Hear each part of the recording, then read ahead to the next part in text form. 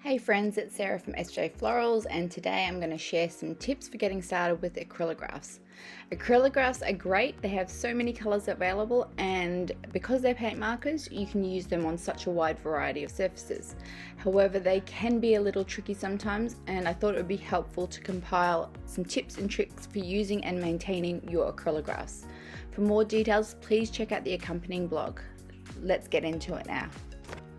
First up, I wanted to show you guys an example of a leaky pen and how to troubleshoot when you have one. As you can see here, the ink has leaked all over the top of the pen. And now I'm going to show you how it writes with the leaking tip. You can see that it still works, but it's not as crisp as if it wasn't leaking.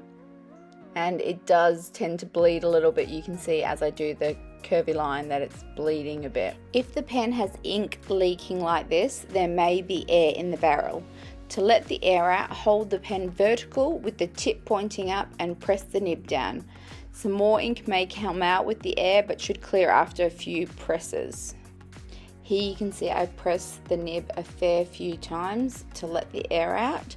Once I've done that, I give the tip of the pen a clean, and then you can see that the ink is flowing perfectly fine again and it's drawing the way it should be. Next, I'm going to demonstrate what to do if you've got a clogged nib and you need to clean it. First of all, you have to carefully remove the nib. You can either use your fingers. If it's a bit difficult, you can carefully use a pair of tweezers. The best thing to then do is to put it in warm soapy water in a jar or in a bag or something, because if you do it in the sink, the nibs being really small can fall down the drain.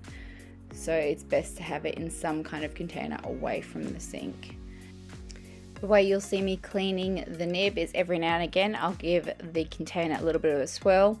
I'm going to keep coming back to this during the course of the video.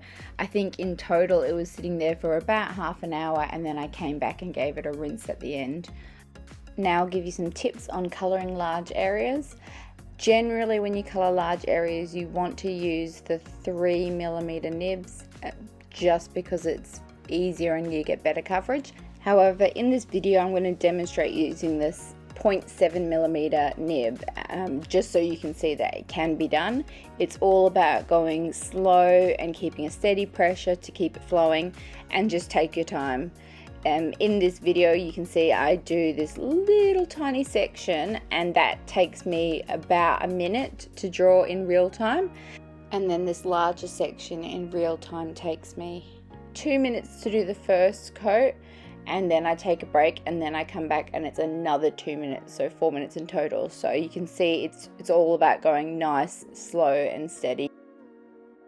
Here you can see I give the nib that's being cleaned a little bit of a swirl, pop it back down, and then go on to the next thing. Now I'm going to demonstrate a pen that is not working the way it should be. It's kind of watery. It's not very opaque. You can see when I draw over the top of the red with this blue, it's barely visible. I've gone over it a couple of times and you just can't really see it. What this generally means is that the paint inside the pen may not be mixed properly. Therefore, it's best to follow reactivation advice, which is what I'm doing right now. You can see me shake it and press it, and then I also kind of give it a little bit of a scribble. And I also do a little bit of a roll on the nib. I get the nib and I very gently roll so that it can kind of crack any dried paint that's on the nib, and this helps to get the ink coming out as well. And now you can see the ink is working as it should be. It's now opaque. Just while I'm doing this, I want to mention about layering and how it's important for the layer underneath to be dry before you put the next layer on, so that you don't get any mixing in the nib. Time for another quick swirl to clean that nib. Now on to the nib sizes. There are two sizes. First, a 3mm, which is the thicker one, which is a fiber nib. This is quite a bit thicker. This is the one that's ideal for colouring larger lettering. Now for the 0.7mm nib. This is the more precise one. It's a plastic nib, it's much firmer, and this is good for drawing or finer lettering. Now on to finally finishing washing the nib. So I'm going to take the jar and to the bathroom and carefully run the nib under water, making sure I don't drop the nib down the drain. And then I'll bring it back and I'll use a paper towel to wipe it off and dry it off and make sure there's no ink still on it. Here you can see the color is kind of stained yellow, but that's okay, it's definitely clean. Nothing's coming off in the paper towel.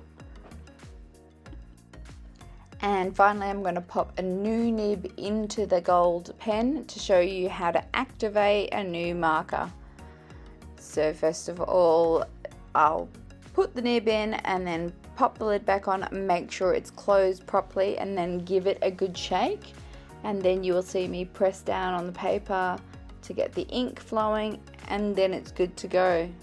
It's as simple as that.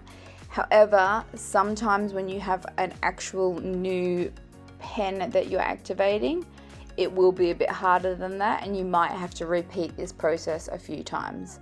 You just keep shaking it and then give it a pump and repeat until it's flowing properly. So I hope these tips were helpful and you learnt a bit more about using and caring for your acrylographs. Until next time, thanks guys, bye.